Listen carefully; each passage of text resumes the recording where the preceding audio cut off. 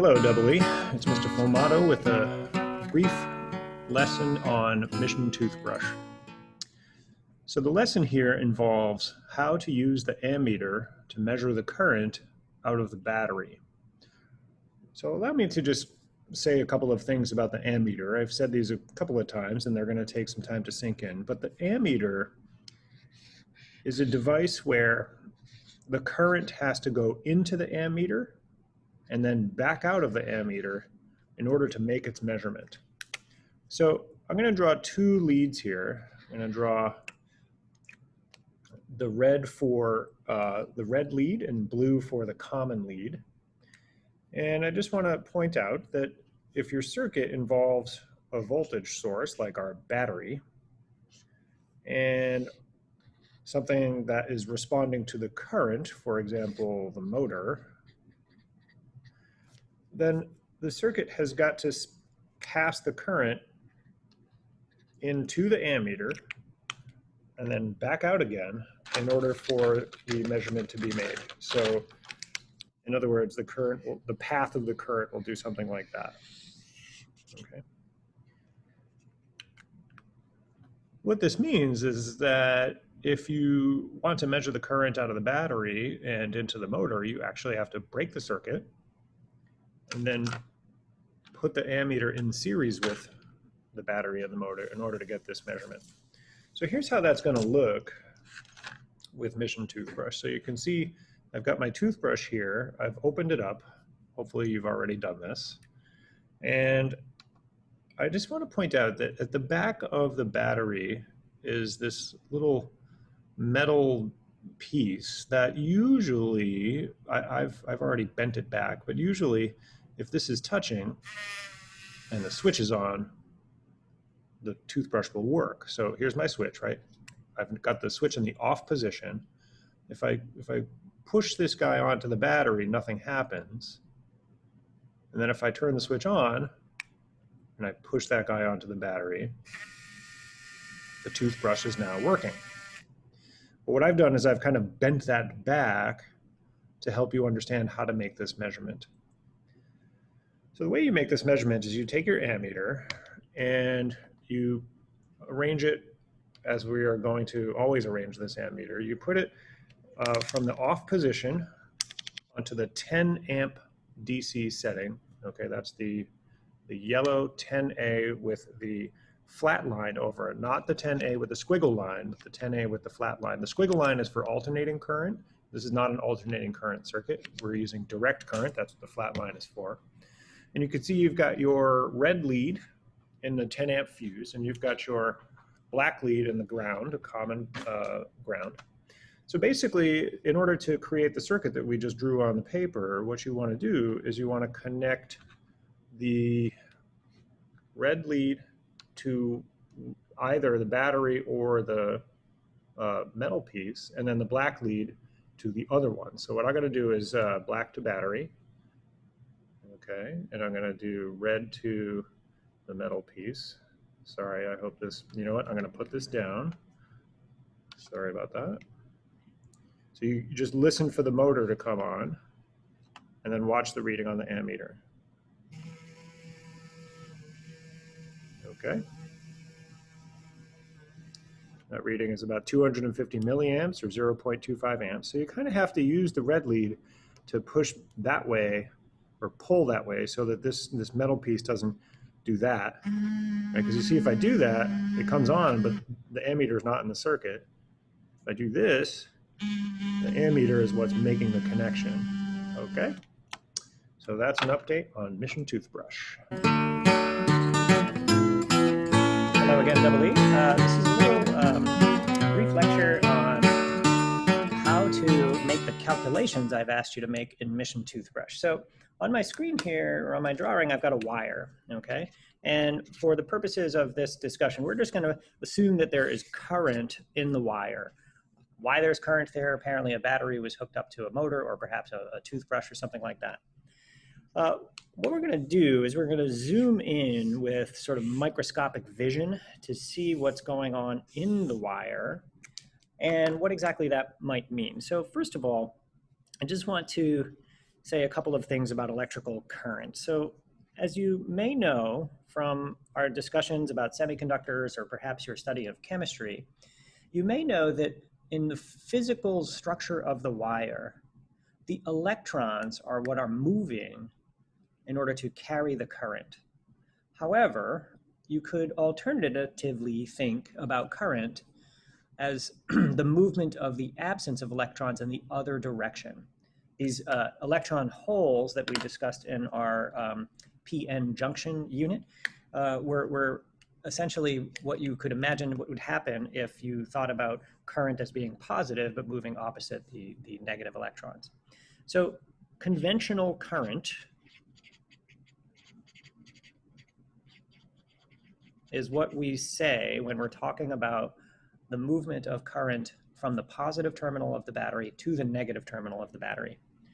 And we're going to just assume conventional current throughout this entire course because that's essentially what engineers do. We assume that the current is flowing from plus to minus, even though we know that we could also think about that as electrons flowing from minus to plus. So in my sketch here, these blue dots are actually the electron holes moving in the direction from plus to minus. Okay. You'll get used to that. I know it's a little confusing to think about at first. The reason for this is, you guessed it, historical. The history of physics and engineering was that scientists didn't know that the electron existed until about the year 1890 or 1895, but people had been developing an understanding of the flow of electric charge for 100 or 120 years before that. Initially, the first experiments with electricity were done in Renaissance Italy in the 1750s, 1780s.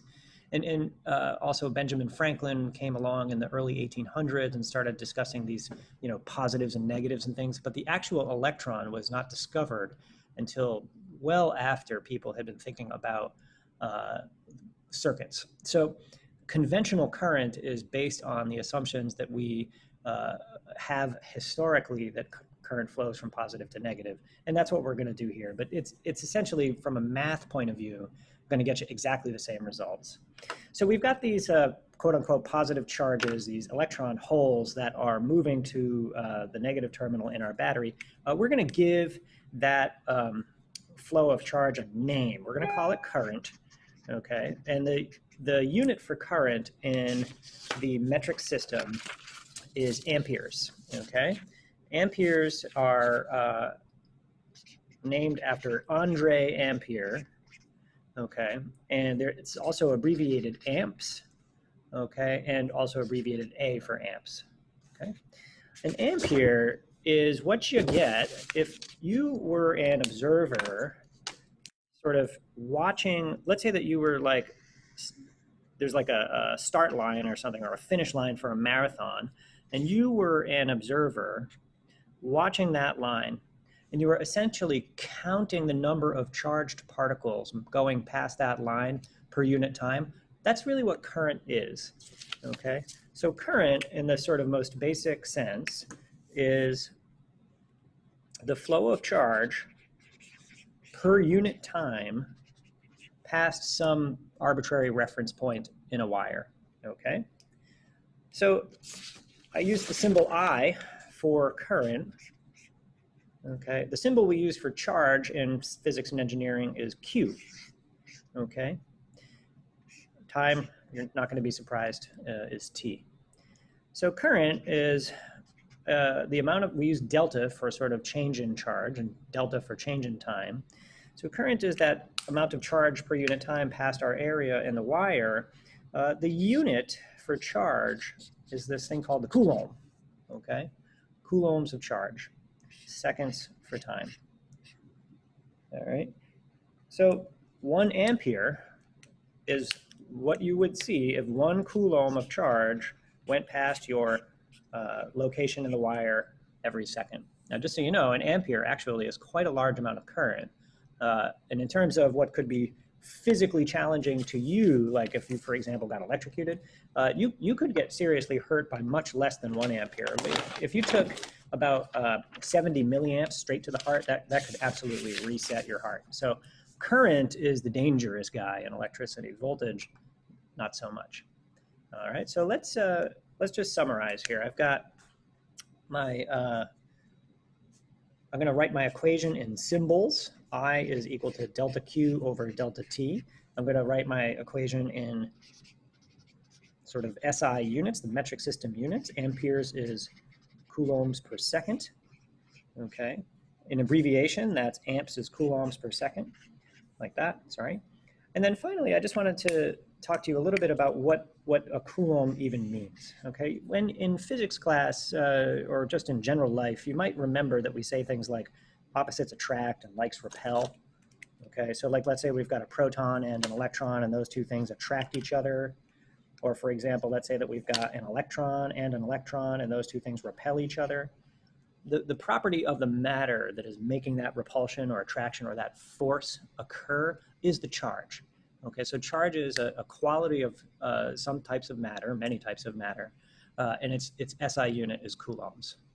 Okay, so finally, let me just talk to you a little bit about the calculation I want you to make. So batteries will provide charge to devices. When current flows from a battery to a device, charge comes out of the battery, flows through the circuit. So, sorry, I ran out of paper.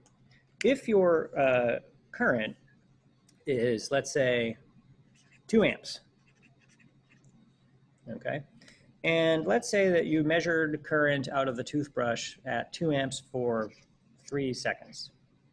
The charge in that instance, the 2 amps over 3 seconds, is 6 coulombs, okay?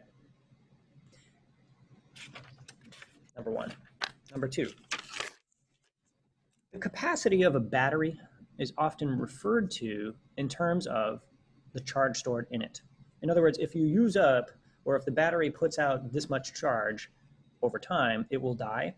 So if you look at the battery, or if you look up like the charge capacity of the battery, you will not see a number in coulombs. You will see a number that looks like that. Why? Why on earth would something like that be a label for charge? Well, let's think about it. If current is charge over time, charge is current times time, and if you have a reading of current accumulating over some amount of time, that is equivalent to an amount of charge. Okay, let me say that again. If you look up the capacity of a battery, right, like the ability for a battery to provide charge to a device and power it over time, you do not look up a number of coulombs, you look up a number of milliampere hours. Sometimes you'll, for bigger batteries like in cars, it'll say something like ampere hours.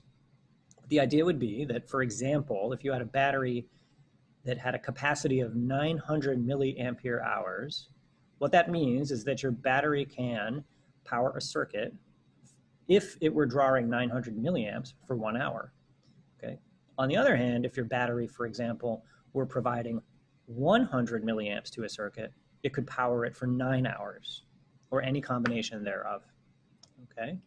If on an extreme end, let's say that you had a circuit where your battery was only providing 1 milliamp to a device, it could run it for 900 hours. Okay, so that's some insights into Mission Toothbrush. Good luck.